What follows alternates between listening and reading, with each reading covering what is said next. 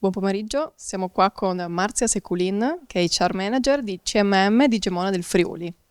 Intanto ti chiedo di spiegarci brevemente di cosa si occupa la tua organizzazione. L'azienda in cui lavoro è un'azienda metalmeccanica e si occupa della costruzione di macchinari industriali.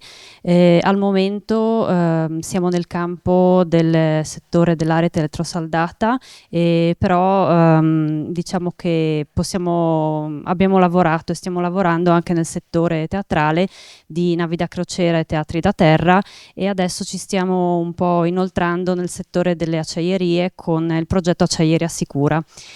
Non siamo un'azienda che promuove un prodotto proprio, ma accogliamo e raccogliamo le necessità dei clienti e costruiamo su misura il prodotto che a loro serve. L'evento di oggi si chiama Capitale Umano e parla appunto del rapporto tra evoluzione digitale sostenibile e centralità umana. Ti chiedo, alla luce della tua esperienza nella tua organizzazione, qual è la chiave per un'evoluzione che possa essere davvero sia sostenibile e che possa mettere al centro l'umano?